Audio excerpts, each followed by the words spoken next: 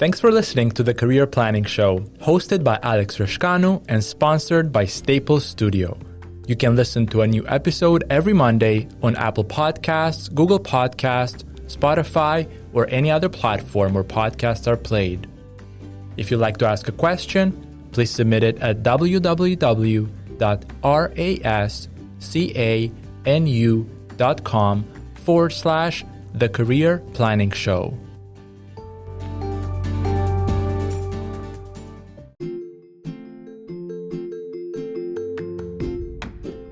Surranna Sandy is the CEO of Skills for Change, a nonprofit organization that provides learning and training opportunities for immigrants and refugees.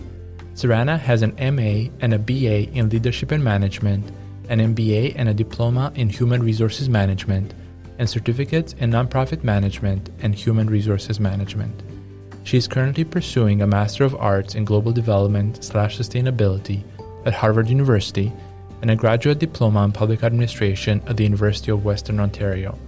She has 10 certifications in career coaching/management, career transition/development, resume writing, and personal branding. Surranna was awarded the Government of Canada's Canada 150 Outstanding Neighbor Award, the 100 Accomplished Black Women Award, the 100 Black Women to Watch in Canada, and a Community Service Award. She is board chair of the Black HR Professionals of Canada. During our interview for the Career Planning Show, we discussed Surranna's career journey, her experience serving as the CEO of Skills for Change. We talked about continuous learning, mentorship, and the impact that she's been able to have so far. Here's Surranna's career journey and career development insights for yourself. Welcome to the Career Planning Show. Our guest today is Surranna Sandy. How are you, Surranna? I'm well. How are you doing? I'm doing well. Let's dive right in. Surranna, would you mind walking us through your career journey so far? Sure. Thank you. Again, Alex, it's really great to be here with you. And thank you for doing this show. This is fantastic. My career it's interesting because where I am today is not where I thought I would be. I actually started working in human resources 20 odd something years ago. I started working in HR and transitioned into career management through entrepreneurship. I ran for about 12 years a career management firm. We did corporate outplacement for displaced employees, and we also did personal career coaching, resume writing, interview preparation, and job and career transition support on an individual basis. I then transitioned to being a CEO of a nonprofit organization, a relatively large organization, multi-site, multi-service agency, provides employment services, settlement, training services across Greater Toronto, Hamilton, Wentworth region. And you can see the connection. So human resources, entrepreneurship, and leadership of an organization, all the component parts are linked, even though they may seem a little bit different. Did I think I was going to be a nonprofit CEO when I finished undergrad? No, but here we are today.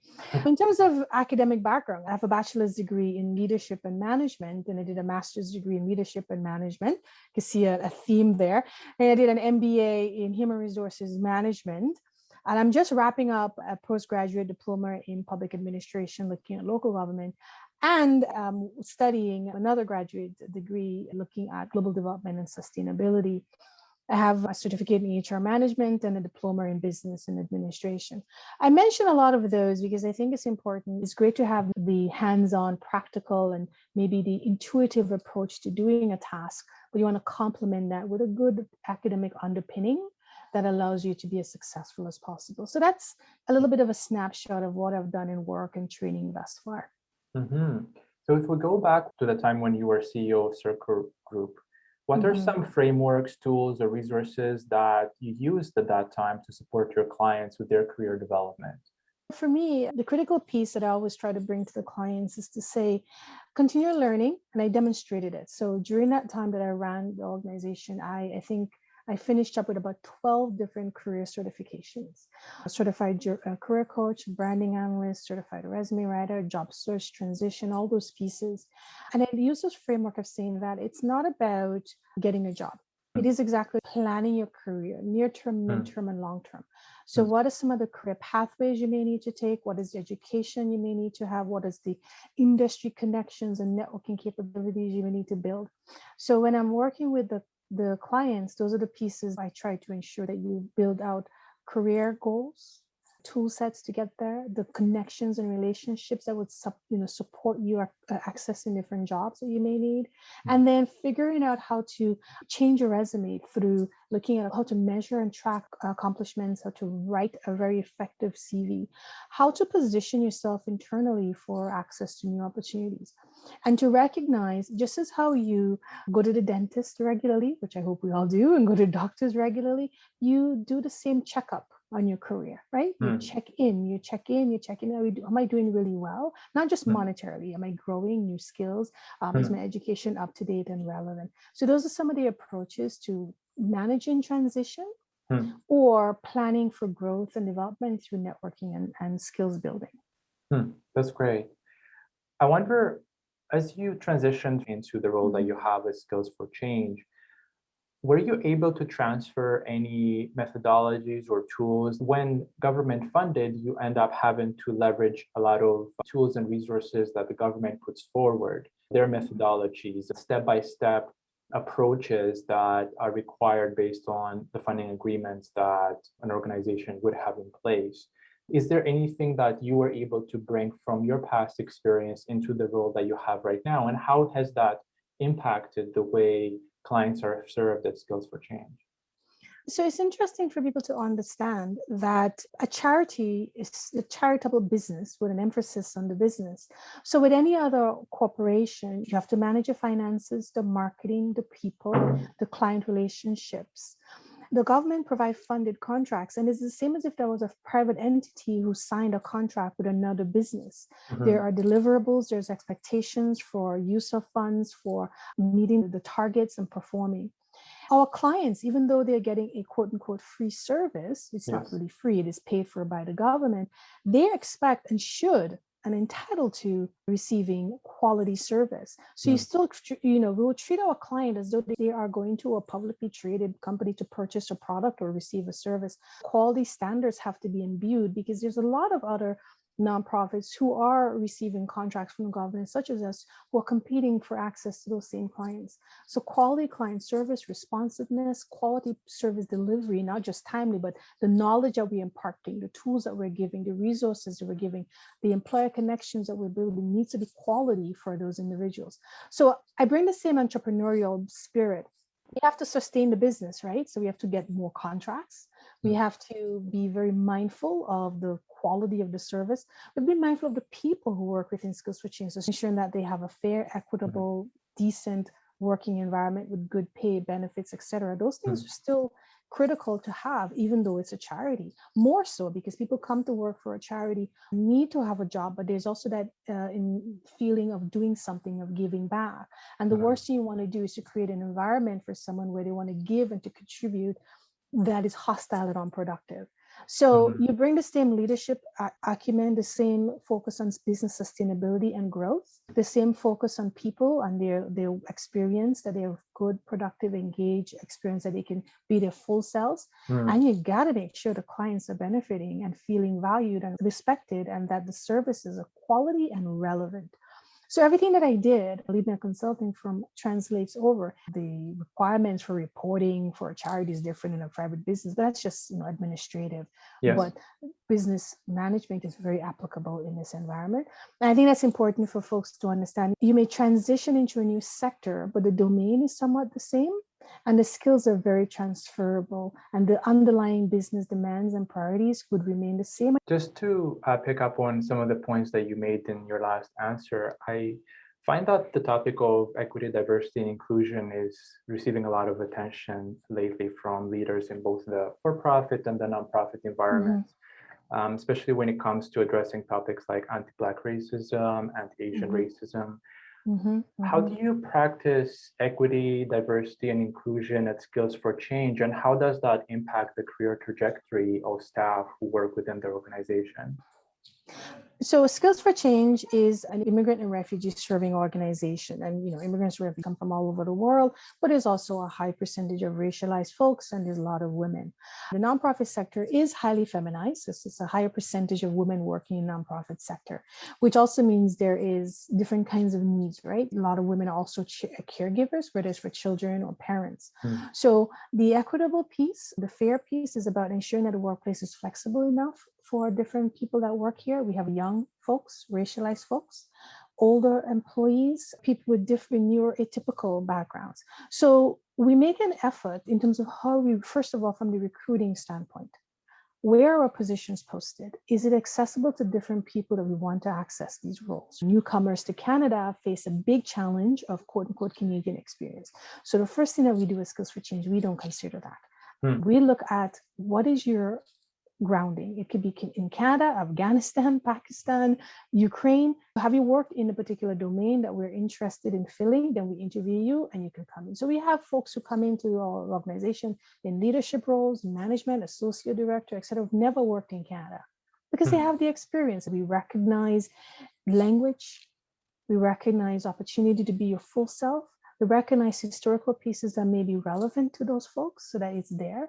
We're very mindful of what's happening in the community and how it impacts our clients and our colleagues. So for example, we just had a discussion around anti-Asian hate. So we talk about it internally and we say, this could affect the clients. This affects our colleagues. This affects our community. We bring light on it. We talk about it. We ask people, what could we do? We learn from people and we take steps to ensure that it's a good environment.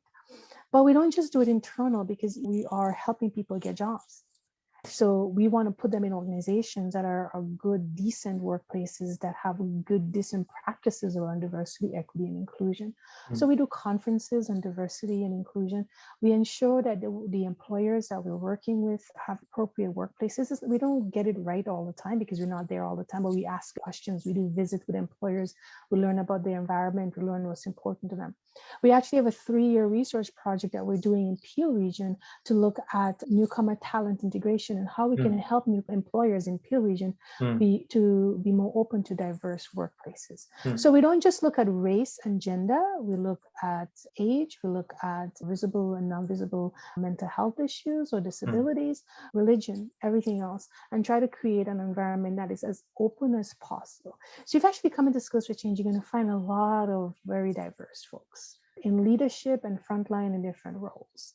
We do need a lot more men, but like I mentioned, it's very feminized. So a lot of men don't apply to some of the roles because it could seem very gendered, right? Some of the positions that historical, oh, this sounds like women's work. And we try to encourage everybody and we reach out and interview and engage with people. But the sector as a whole, you may be familiar in the nonprofit sector, is not as much men in certain areas, but we do try to reach out and bring them as much as possible into the organization. Diversity work is an ongoing work. So we've always trying to monitor to see what it is we need to do, how do we need to do it, and to learn from our colleagues, from our clients, and from other partner agencies to create the best environment as we can. In terms of the impact that you've been able to have through your work at Skills for Change and through other initiatives that you're part of and help fund, like Black Women Connect, can you share some thoughts on the kind of impact that you've been able to have? It's one thing for someone to talk about an organization that has a brand identity and tells its own story. It's another thing when you hear it from someone who is in a leadership role with that organization and they're able to pinpoint specific impacts that they've been able to have.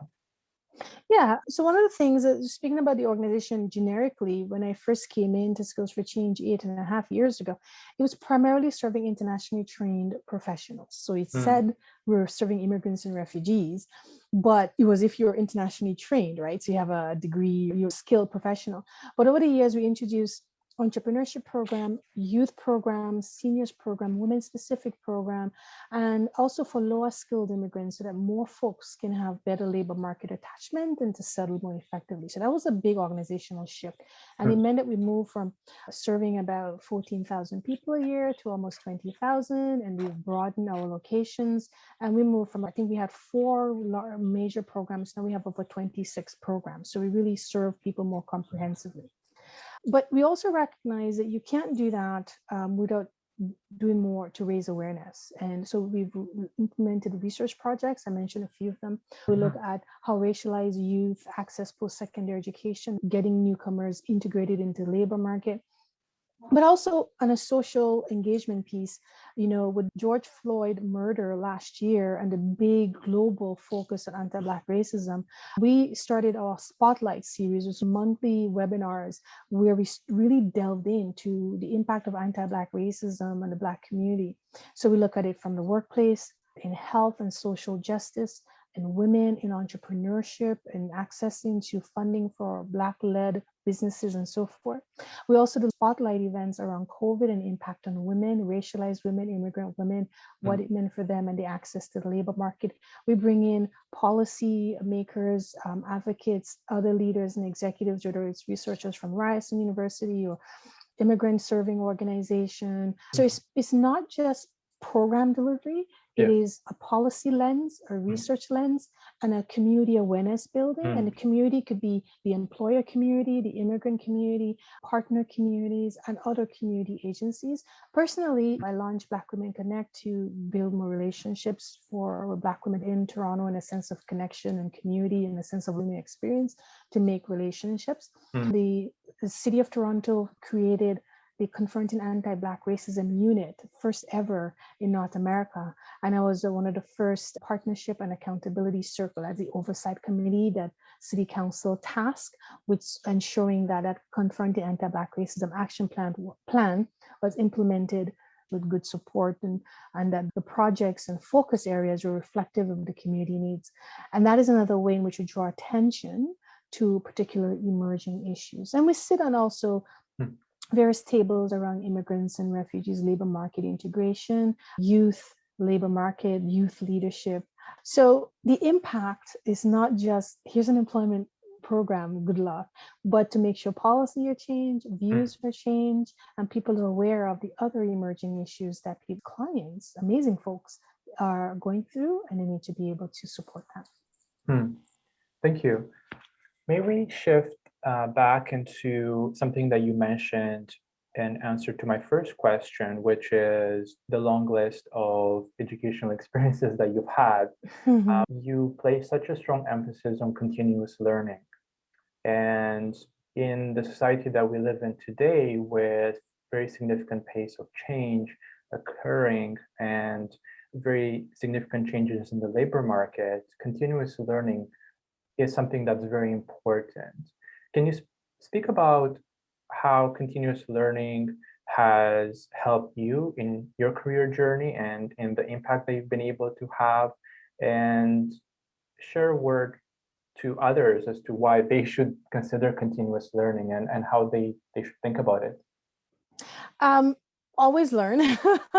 When I started off my career, it was in human resources. So I had a leadership and HR training. I thought it was great. This is fantastic.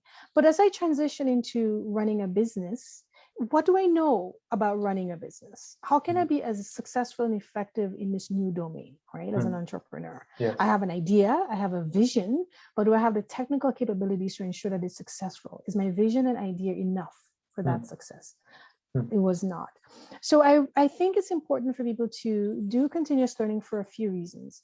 It reduces your stress of the, I don't know, would I be successful, imposter syndrome you may have. It really gives you that comfort and understanding of whatever domain you're in. Yeah. But you have also mentioned a critical piece. The pace of change is so dramatic, right? Therefore, would my knowledge be competitive? Let's say, for example, I've been in an organization for even 3 to 5 years in a particular area of expertise, but the external changes in technology, standards, and practices have been so vast that a pandemic happens and I'm made redundant. Are my skills, knowledge, and capabilities relevant in the labor market? Does it meet labor market needs? Can I be competitive? Can I go in and make a good argument that I can transition somewhere else? That's one of the key pieces, right? Worst case scenario. Yeah. Secondly, you want to make sure that your knowledge that you have is keeping up and relevant to where your organization or your industry may be going. I mean, you think about, you went from a typewriter to computers to DOS to where we are right now. Should I have just simply stuck with if I was in the labor market 50 years ago, and then the typewriter was slowly being erased, and I go, no, I'm good. I'm not going to learn this new computer thing. I'm fine. No worries. It's a fad. Not going to happen. Okay. Computers come around. I go, no, I'm good. The internet go, nope, I'm not going to, the internet, no, nobody's going to use that. It's not going to be a thing. I'm not going to, what we're doing here, it works really well. you would be bypassed, right? You'd lose career opportunity, which, let's just be frank, is money thrown out the door, right? You're not going to have access to that. Growth opportunity, competitive opportunity. So I study because I love learning things. I study to both keep abreast of what's happening, to have new information that could help me do my job well right now.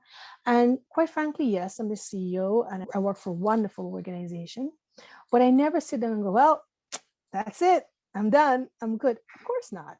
I think about what could happen. Where could I go? What's new? What's interesting? So I started looking at sustainability because it infuses all aspects of our lives, right? There is the Mm-hmm. economic component of it, the social component of it, the environmental component of it. And I can infuse that in my work at Skills for Change. We own our own building. We can green that building. We can make it sustainable. There's corporate sustainability. There's the environmental, the built environment. So studying that doesn't mean I'm going to go and be a chief sustainability officer or a sustainability consultant. I infuse that in my work right now to enrich my work and to enrich my organization. So I still grow, right? And that's the critical piece. So you want to grow because you want to study because you can make money? Sure, do it. If that's I think that's smart. Do that. You want to grow because you'll make your job more enriching, more enlightening, more exciting.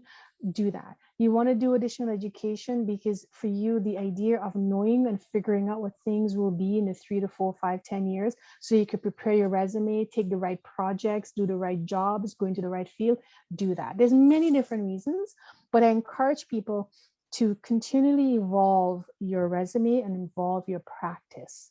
The world is changing and is changing radically. The world of work is different. You need to keep up with it. And so it could be upskilling or reskilling, but do something so that you can be competitive. I love to learn. It's not just about having another degree. I want to learn the thing. I want to understand how it works. I want to break it down into its constituent part. I want to apply it in this way, That's why I learn. Career sustainability. Hey, I should write a book on that. Career sustainability is just as critical as the business sustainability, right? You got to have a plan. You can't just be winging it as you go, right? You got to have a plan of what you want to do, how you're going to get there, what it would take, and then invest in making that plan come to reality. Right. What is it that's unique about me? How do I differentiate myself? That's going to be critical that we do. So I think it's an important part of your investment. We do it for many things, right? We maintain the car. We get the oil change. We make sure it's performing well because we want the car to perform for us when we use it. Well, it's not the same thing we do for ourselves. We invest in, we check in, we add something to our capabilities, so we make sure that we are as competitive as we can be. So I hope that answered your question.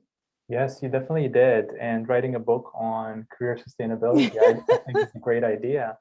If you were to take a step back and think about your career journey so far, would you say that there's one person who inspired you or someone who has acted as a mentor and that mentorship experience has really benefited you?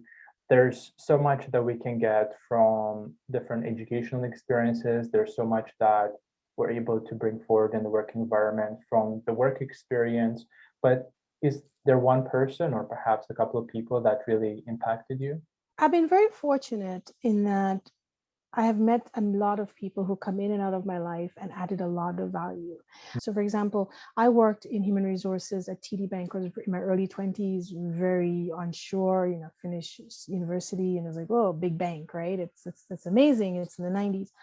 And there was this gentleman with me, and he said, you're a woman and you're a Black woman, and those are assets. And this was a white Jewish man from Hungary who's telling this young Black girl, being Black and female is amazing. It's your superpower. And it was like a throwaway comment, but it stuck with me. And it's been my little thing since then as a 21-year-old. Robert said that. He moved on, I moved on. And then as I went and started my business, there's a lot of folks who came in and gave great advice or simple support. I remember I went to rent an office and it was an executive center and there was a woman. And again, I was young and she looked at me and she goes, this will cost blah, blah, blah, blah, but I'm going to give it to you at this cheaper rate. Now, that made a huge difference to getting my business off the ground. I had a great office. It made sense to have an office on Bay, right? It had a branding element, Yeah. but it wouldn't have happened if this woman didn't look at me and said, I'm going to give you a dramatically discounted rate on this office because I connect with you as a woman. And then when I came into the nonprofit space, I knew nothing about nonprofit. I knew nothing about what it entailed. And then this one woman took me under her wing and said, I want to introduce you to a bunch of people, and that opened my connection and get me comfortable, and all of that helped. So there could be big steps, right? Where people are with you all the way and holding your hand, or someone take a moment to make a comment that centers you and make you feel, oh yeah, I can do this. I can believe in that. And someone giving you a tiny break that allow your company to have a Bay Street address that immediately give more credibility and support. So there's been a lot of folks who they may not even be aware of it. I think I sent Robert a few years ago a LinkedIn message saying, you don't remember this, but 15 years ago when you said that to me, it really helped. And he's like, oh my God, I didn't realize. It's that little nudge, that little encouragement, that little support, all of that blending in together creates opportunity for you to be successful. So lots of wonderful people, and not just people in leadership. When I came into the role, my direct reports who've been in the work at Skills for Change longer than I have been even working, they helped me learn.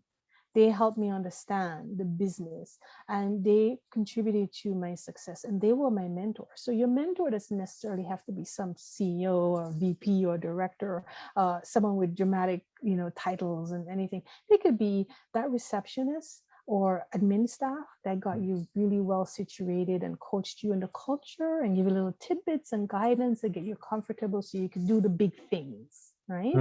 So I think that's very, very, very important. So all in all, mentors and mentorship comes in different shapes and forms and length of time. Yes. But I've been very fortunate that I've had people every step of the way helping me to be successful. Well, thank you. It's been great to learn from you about your career journey, about your experience serving as CEO of Skills for Change.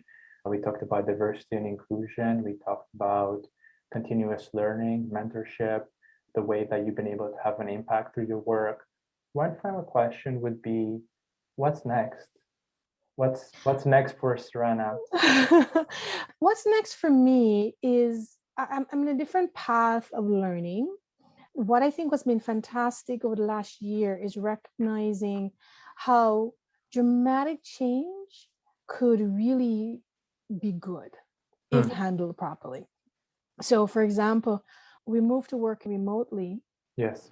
And we leap forward the organization in ways that we probably would not have done if we were still working in those physical sites, technology, innovation, and growth. And so what's next for me is to say, you took a lot of risks and they worked out. And it's okay to take a few more risks, good, calculated, careful risk with yourself and with the organization. And so you can move it forward and, embed that good sustainability in there. So I'm going to continue to learn and taking those courses at Harvard in sustainability and global development. I'm going to go and focus on more relationship building, some more advocacy for the work that I'm doing in a more vocal way.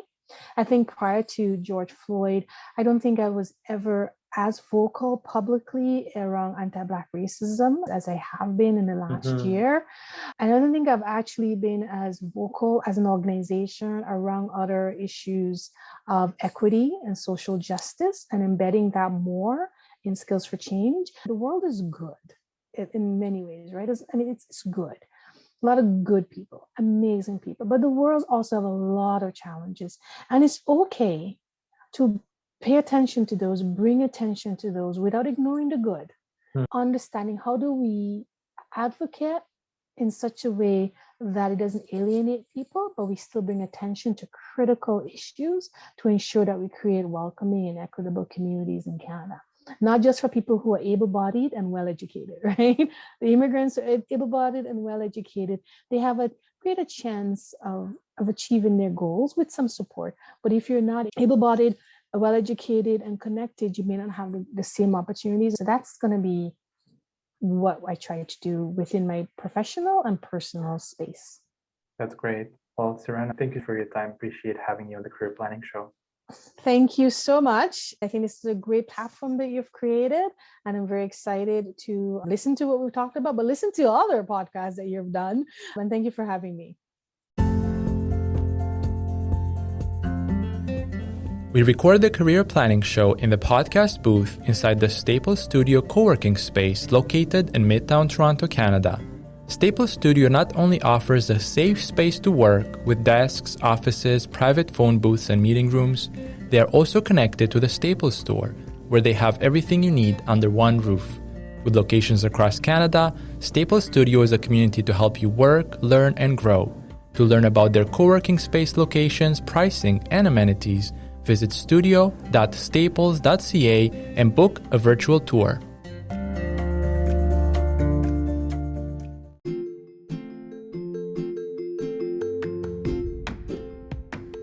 Thank you for listening to the Career Planning Show, hosted by Alex Rashkanu and sponsored by Staples Studio. If you enjoyed this episode, please subscribe to the show, rate it, and share it with a friend.